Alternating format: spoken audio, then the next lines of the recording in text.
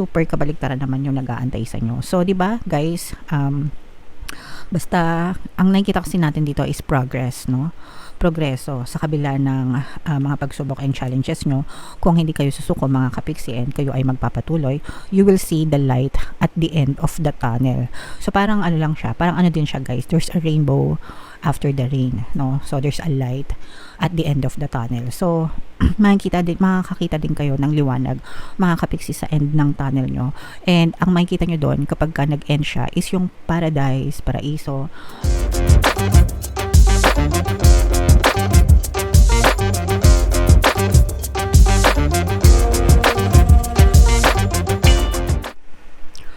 Hello guys, hello Leo, welcome back to Pinoy Pixie Tarot. Ang pamagat ng episode natin for tonight is monthly Taroscope para ngayong March para sa Leo, Sun, Moon, Rising, Sign, and Venus. By the way mga kapixie, sa dulo ng video magkakaroon tayo ng yes or no pick a card reading. Ito yung deck na gagamitin natin guys, so pwede kayo magtanong ng isang tanong answerable by yes or no, tapos titingnan natin yung sagot ng tarot sa inyo guys. So sa dulo ng video yan mga kapixie, kaya make sure na tapusin nyo yung video hanggang sa dulo guys. So unahin natin tong deck na to, tingnan natin yung mga mensahe sa inyo guys ng inyong mga gabay. So wow, so ito guys, no, meron tayong timeline in the near future mga kapixie. So magandang mensahe ito guys, kasi ibig sabihin nito nalalapit sa nalalapit, no, in the near future, sa malapit na nalalapit. Okay, ibig sabihin nito, maaari kayong makita ng mga movement sa mga pinagdadasal nyo. Your prayers will be answered. Your manifestation, guys, will show up in your physical reality. And when it comes to manifestation naman, guys, as long as you persist, no? As long as nagpo-persist kayo, consistent kayo, mga kapixie, mag-show up siya sa inyong physical reality, basta wala kayong balakid guys. And even if may balakid kayo, basta mag-persist kayo guys, no, kahit gaano katagal, it will still show up guys. So make sure na you work, no, you work on your desires, on your prayers, on your manifestation, and it will definitely be pushed out in your physical reality. May mga taong tutulong sa inyo, no? So ito yung mga tao din na pinapadala ni universe, minumove ni universe, no? Sabi ko nga sa inyo guys, sa buhay natin, when we're praying, when we're asking for something guys, no, or manifestation, whatever, kahit anong tawag nyo doon mga kapixie, no, the universe always move people, things, situation, no, sa buhay natin para mag-orchestrate lahat ng minamanifest natin. So that includes people guys. Alright, so kay universe din galing ito. And of course, be assertive. Ibig sabihin ng be assertive guys, yung tipong magkaroon kayo ng initiative, ng kusa, no, sa buhay nyo to make it happen mga kapixie. Kung ano yung pwede nyong gawin sa inyong physical reality para mag-manifest yung mga desires nyo, gawin nyo, okay? And the other half will come from the universe mga kapixie. So co-creator kayo guys, no, ng buhay nyo. Ibig sabihin, kaya nga tayo meron kasabihan na nasa Diyos ang awa, nasa tao ang gawa. So mix yan mga kapixie, hati yan palagi when it comes to your manifestation. So make sure na kung ano yung gusto nyo, no, kumikilos kayo, no, be assertive, take initiatives, take action para mag-manifest siya, and the rest you leave it up to the heaven. Okay, so yeah. Comment down below guys if feeling nyo nakaresonate sa inyo yung mga mensahe na yan mga kapixie. So shuffle natin to, tingnan natin yung mga mensahe sa inyo guys. Habang sinashuffle ko to, panoorin nyo muna yung video natin regarding sa ating paano mag-manifest ng abundance video course. Kapiksi, sawa ka na ba sa mga struggles at hirap sa buhay mo? Masipag ka ba at masikap sa buhay ngunit hindi ka pa rin umaasenso? Ilang beses ka na bang nag-attempt magnegosyo at mag-invest pero palagi ka pa rin nalulugi? Sa pagkakataon na ito ay maaaring may subconscious beliefs ka na nagiging balakid sa iyong pag-unlad at pagyaman. Introducing, paano mag-manifest ng abundance video course. Dito ay matututunan mong ma-overcome ang mga balakid mo para tuluyan ka ng umunlad, umasenso, sumagana, maging matagumpay, successful at maswerte sa iyong kabuhayan, pera, trabaho, negosyo, salapi at kaperahan ng bonggang-bongga. Dali, mag-send na ng email sa pinoypixietarot@gmail.com at simulan na ang iyong pagyaman ngayon. Alright, so sa lahat ng gusto mag-avail ng course guys, naka-flash sa screen nyo. Una, meron tayong paano mag-manifest ng abundance video course para sa inyong kabuhayan, pera, trabaho, negosyo sa lapi.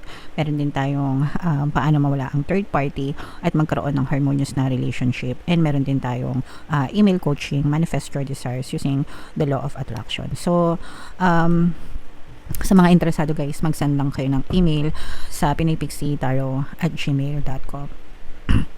So, Leo guys, kayo ay na-represent ng Queen of Wands sa ating spread mga kapiksi. Meron din ditong another fire sign energy, Aries, Leo, Sagittarius. So, pwedeng may ganyan din kayo sa inyong natal chart or you may be dealing with another earth sign. Ito guys, sobrang extreme, no? Sobrang magkabaliktad yung negative and positive energy mga kapiksi. So, ito sagad-sagaran na. Unahin natin yung negative energy guys na. Sagad-sagaran na ito guys. Ito yung climax ng mga may problema or yung mga problema nyo sa buhay. Guys, kumbaga parang parang knockout na, no? Yung iba sa inyo parang knockout na sa mga problema, mga kapiksi. Sobrang dami ng pagsubok, sobrang dami ng challenges guys na dumating sa inyo or pwede nyong ma-experience ngayong Marso guys, no? So, ito'y parang guys, no? Yung parang nagpatong-patong na hirap ng damdamin, ng kalooban, ng isipan nyo, mga kapiksi. Pero, ang maganda din dito, parang kasi no guys, parang mararanasan nyo to sa March na parang sobrang dami, sobrang pahirap na parang yung iba sa inyo feeling nyo susuko na kayo, mga kapiksi. Pero sabi ko nga guys, there's always a light at the end of the tunnel kasi kabaliktaran naman ito. Kapag ito naman ay nalampasan nyo, mga kapiksi, super kabaliktaran naman yung nag-aantay sa inyo. So, di ba guys, basta ang nakikita kasi natin dito is progress, no? Progreso sa kabila ng mga pagsubok and challenges nyo. Kung hindi kayo susuko mga kapiksi and kayo ay magpapatuloy, you will see the light at the end of the tunnel. So parang lang siya, parang din siya guys, there's a rainbow after the rain, no? So there's a light at the end of the tunnel. So makakita din kayo ng liwanag mga kapiksi sa end ng tunnel nyo. And ang makikita nyo doon kapag nag-end siya is yung paradise, paraiso, na if ever man na sumuko kayo sa buhay nyo, you will not be able to see these beautiful blessings mga kapiksi. So yun yung palagi nyong tatandaan kapag sumuko kayo sa journey nyo, sa mga pagsubok nyo, nandun na lang kayo sa loob ng tunnel guys, no? Hindi na kayo makakita ng liwanag and hindi nyo makikita yung mga matatamis na biyaya sa inyo. Pero kapag naging consistent kayo guys and nagpursigi kayo na makalabas ng tunnel, ibig sabihin nagpursigi kayo na malampasan nyo yung mga problema, doon nyo makikita na wonderful blessings await you, no? Kasi ito yung matatamis na biyaya mga kapiksi sa kaperahan at saka sa pag-ibig parehas. Pero ang importante is wag kayong susuko and wag kayong mag-give up guys, okay? So just keep on persisting guys, no? Hindi ko alam kung ilang beses natin dapat sabihin sa inyo na wag kayong susuko and you will gain more strength, no? Dito mga kapiksi, no? Kumbaga parang mas kapag nalampasan nyo itong mga problema na to, hindi lang sa mga matatamis na biyaya yung ma-experience nyo, pero you will also gain more strength, more wisdom, no? And babalik din sa inyo guys yung mga nawala sa inyo if ever man na may mga losses kayo or may mga nawala sa inyo mga kapiksi. Babalik din yan sa ibang pamamaraan guys. So ibabalik din yan sa'yo ni universe, okay? Alright, so what else? Yan guys, i-mind nyo na yan sa comment section. Matatamis na biyaya, abundance of love, abundance of happiness. Yan, so i-mind yan. So ito guys, no, nakikita talaga natin yung sacrifices. Ayan, no, makaangat-angat din kayo. So naging stagnant kasi, no, yung iba talagang na-stuck, no, na-stuck sa kahirapan, na-stuck sa sama ng loob, na-stuck sa mga pagmumukmok sa problema. Pero nakikita natin na may mga opportunities na ibibigay sa'yo sa universe, no, and sa kabila ng mga paghihinagpis nyo, no, talagang mga sakripisyo ito guys,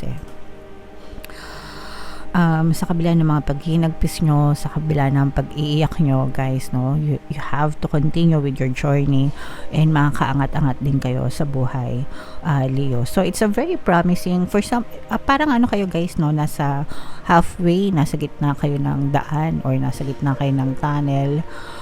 Palagi nyong iisipin, guys, na malayo pa, pero malayo na, no? Ibig sabihin, pwedeng malayo pa yung journey nyo, yung paglalakbay nyo sa mga problema nyo, pero malayo na rin yung narating nyo from where you started, no?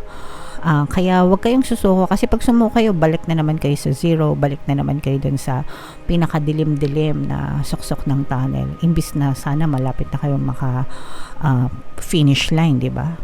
So, yun yung importance, guys, ng pagpapersist sa buhay natin sa kabila ng mga problema. Basta wag lang kayong susuko, mga kapiksi, and malalampasan nyo din yan. Okay? So, abangan nyo itong mga opportunities na to, guys. Dadating din sa inyo yan.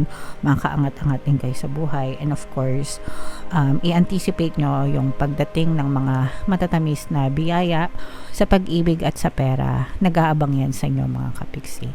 Just don't give up, guys. Okay? Alright. So, comment down below, Leo, if feeling nyo nakaresonate kayo. Yung mga magaganda, guys, i-mind nyo na sa comment section. Ito yung ating yes or no pick a card reading. So, huminga kayo ng malalim, mga kapiksi. And itanong nyo sa sarili nyo kung ano yung mga tanong na gusto nyong malaman for March. And then, pili kayo ng isang card. Habang sinashuffle ko to, guys, na meron tayong exclusive membership program sa ating channel. Sa lahat ng gusto mag-join, i-click nyo lang yung join button sa baba o kaya dito sa taas, mga kapiksi. And kapag ka-member na kayo, magkakaroon kayo ng access sa mga exclusive videos natin regarding manifestation using the power of your subconscious mind and law of attraction. So, hinga ng malalim, tapos itanong nyo sa isip nyo yung tanong nyo, and then pili kayo ng isang card, guys. Card 1, card 2, card 3. Sa mga nakapili ng card 1, Leo, ang sagot sa tanong nyo ay no. Sa mga nakapili naman ng card 2, ang sagot sa tanong nyo ay yes. And sa mga nakapili ng card 3, ito ay no, mga kapiksi. Alright? Okay. So, comment down below, Leo, if nakaresonate kayo. For more tarot reading, guys, ito yung ating playlist. Ito naman yung ating success stories ng paano mag-manifest ng abundance video course. Click here to subscribe, and ito yung ating mga pampaswerte subliminals. Thank you for liking, sharing, and subscribing. See you again next time. I love you all, mga kapiksi. Have a nice day. Bye-bye.